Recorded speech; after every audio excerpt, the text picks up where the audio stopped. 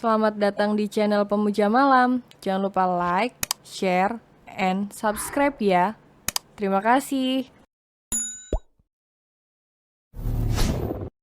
Chapter 11. Menghadapi Ibu Tiri. Ken dan Zoya sudah berangkat keluar kota sejak pagi tadi, dan hal tersebut dimanfaatkan Coco agar tidak pergi bersama dengan istrinya saat datang ke kampus.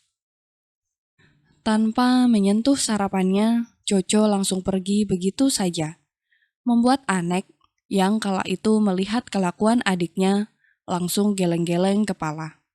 Dia tidak bisa menghentikan pria tampan itu, sebab mobil Coco sudah melandas keluar dari gerbang. Prilly yang sudah tahu akan ditinggalkan berusaha untuk mengulum senyum, agar terlihat baik-baik saja di depan kakak iparnya. Tidak apa-apa kak, aku bisa berangkat sendiri, ujar Prilly. Anek merasa tak enakan sebab tingkah Coco nyaris tak ada perubahan. Kalau begitu, biar kamu diantar oleh supir saja ya, Pril. Tak ingin membuat sang kakak ipar semakin merasa bersalah, Prilly langsung menganggukkan kepala. Hari ini dia diantar oleh supir keluarga Tan. Hati-hati ya, Pril. Kalau ada apa-apa, jangan lupa hubungi aku ataupun Jenny, ucap Anek sebelum mobil tersebut melandas. Mendengar itu, batin Prilly merasa begitu haru. Dia tidak akan menyangka bahwa keluarga Coco bahkan bisa bersikap baik padanya. Dengan bola mata yang sedikit berkaca-kaca, Prilly pun menganggukkan kepala. Iya kak, terima kasih sudah mau direpotkan. Jangan bicara seperti itu, karena kita adalah keluarga, Pril. Kalimat yang keluar dari mulut Anek senantiasa berdengung di telinga Prilly. Gadis cantik itu sangat bersyukur, karena meskipun Coco belum menerima dia, ada banyak orang yang berdiri di belakangnya, bahkan siap membantu sampai ia bisa mendapatkan cinta dari suaminya. Pak, bisa tidak kita putar arah?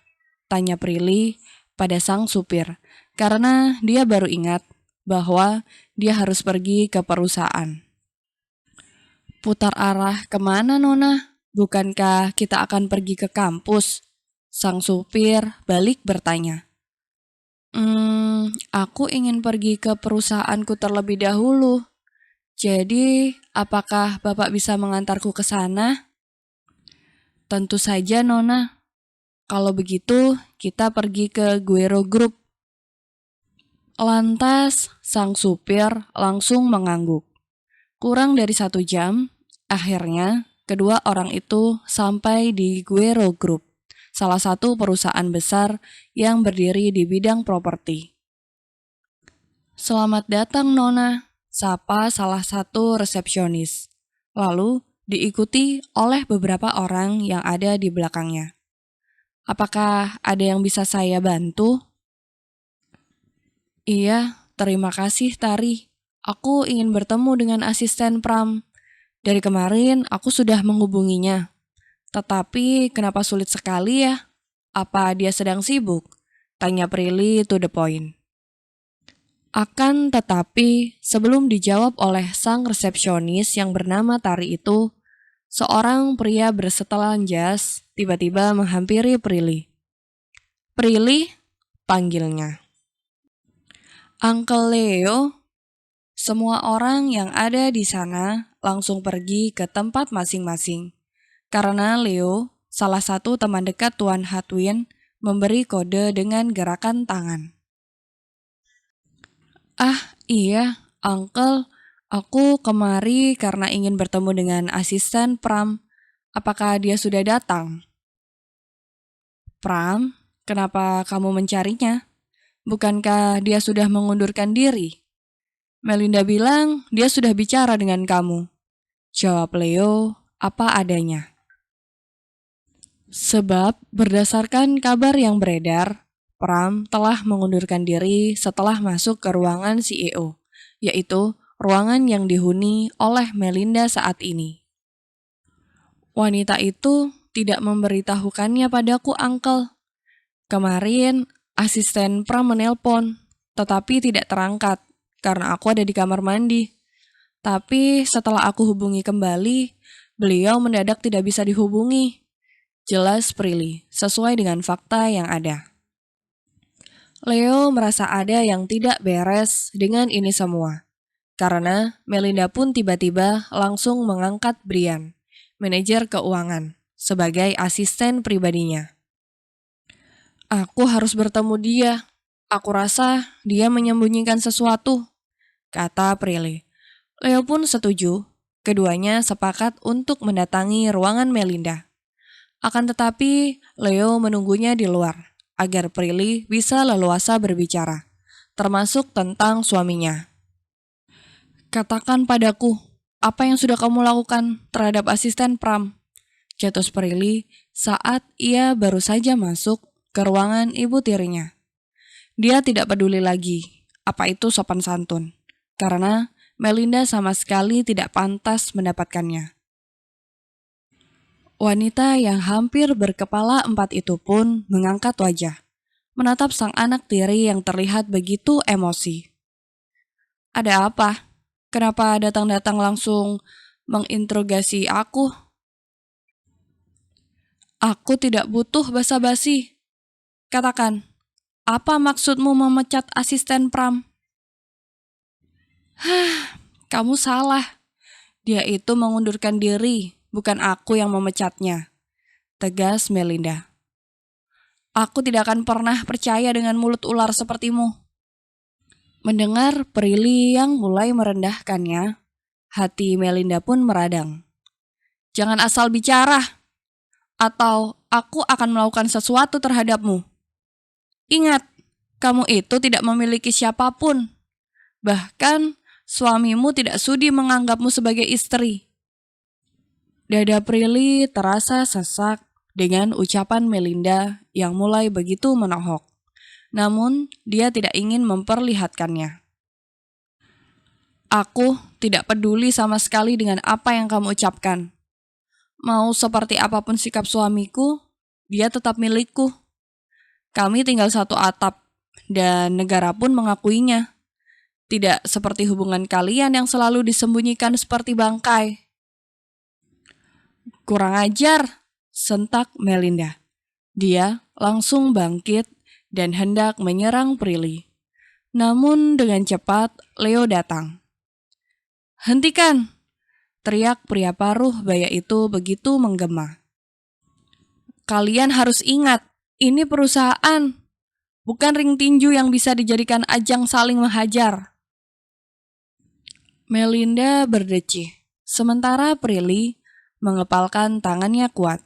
Sepertinya dia memang sudah harus turun tangan untuk mengurus perusahaan peninggalan keluarganya. Hari ini juga, aku akan menurunkanmu dari jabatan. Namun bukannya merasa takut, Melinda malah terkekeh kecil. Tidak semudah itu anakku sayang, karena surat kuasa mengatakan perusahaan ini akan dipindah tangankan padamu ketika kamu berumur 25 tahun. Jadi kita bermain dengan hukum. Mendengar itu, Prilly langsung terperangah. Di kampus. Sebelum masuk ke ruangannya, Coco lebih dulu berdiam diri di dekat kelas Prilly. Dia melirik ke sana kemari, karena diam-diam mencari keberadaan gadis manis itu. Kemana dia? Kenapa tidak datang juga? Gumam Coco seraya melirik arloji. Sudah hampir 15 menit dia menunggu, tetapi Prilly tak kunjung menunjukkan batang hidungnya. Bahkan sedari tadi, dia menjadi pusat perhatian para mahasiswinya. Karena untuk pertama kalinya seorang Coco berdiam diri di sana, seperti tidak tahu harus kemana. Coco mulai merasa bodoh, karena Dia malah merasa bersalah sudah meninggalkan istrinya. Padahal dia hanya ingin memberi pelajaran pada Prilly, sebab gadis itu selalu mematahkan argumennya. Cih, untuk apa aku berdiri terus di sini? Sama sekali tidak ada gunanya, rutuk Jojo. Sia-sia, batinnya menyentak. Astaga, sebenarnya apa yang terjadi padanya? Gumam Prilly sambil menggigit kuku jarinya. Pril, tenangkan dirimu dulu, biar Uncle yang coba hubungi dia. Siapa tahu diangkat. Timpa Leo memberi saran. Kini mereka berdua ada di ruangan pria paruh baya itu. Leo menggelengkan kepalanya pelan. Tidak bisa, Pril. Gadis manis itu pun menghela nafas panjang. Sementara pikirannya bertambah semakin kacau. Kalau begitu, aku akan pergi ke rumahnya. Aku harus pastikan bahwa dia ada di sana atau tidak. Aku yakin ada sesuatu yang terjadi dan semua ini ada sangkut pautnya dengan wanita rubah itu. Kalau begitu biar Uncle temani. Uncle takut terjadi sesuatu padamu. Iya Uncle, kita berangkat bersama. Setelah melakukan perjalanan yang cukup jauh dari perusahaan, kini kendaraan roda 4 itu sudah menepi di depan rumah minimalis yang terlihat cukup mewah. Dengan tidak sabaran, gadis manis itu mengetuk pintu. Namun, seperti rumah yang tidak dihuni, suasananya terasa begitu sunyi. Prilly dan Leo saling pandang. Lalu, keduanya memutuskan untuk masuk ke dalam. Asisten Pram, teriak Prilly, memanggil nama orang yang dia cari. Asisten Pram, kamu di mana? Kedua orang itu berpencar. Mereka keluar masuk ruangan, tetapi Pram tak kunjung ditemukan. Hingga tiba-tiba, dua bola mata Prilly menangkap sesuatu yang begitu mengejutkan. Tubuh Prilly langsung gemetar. Dengan langkah yang terasa begitu pelan, dia mendekati sesuatu yang tidak asing di matanya. Dia berjongkok, lalu menelisik cairan berwarna merah yang tampak sudah mengering. Darah, gumam Prilly, lalu menutup mulutnya. Ada apa, Pril? Tanya Leo yang baru saja keluar dari dapur. Melihat Prilly yang tampak lemas, tentu membuat Leo pun ikut terperangah. Prilly menunjuk sesuatu yang baru saja ia temukan. Ini pasti milik asisten Pram. Lirih gadis itu dengan bola mata yang berkaca-kaca. Tidak ada pilihan lain. Prilly pun segera merogoh ponselnya.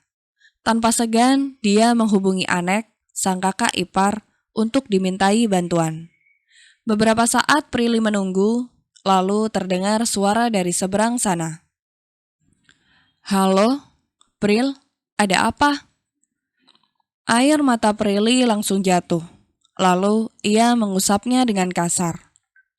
Halo, Kak An, aku butuh bantuanmu. Mantan asisten Dedi tiba-tiba menghilang. Aku melihat darah di sekitar ruang tamu. Bisakah kamu menyelidikinya? Jangan khawatir, Pril. Katakan di mana alamatnya. Aku akan langsung mengirim orang ke sana. Baik, Kak. Aku akan langsung mengirimnya lewat pesan. Lantas setelah itu, panggilan pun terputus. Prilly terduduk lemas, dan Leo langsung menarik tubuh Prilly untuk masuk dalam dekapannya. Sabar nak, kita pasti menemukan jalan keluarnya. Bersambung.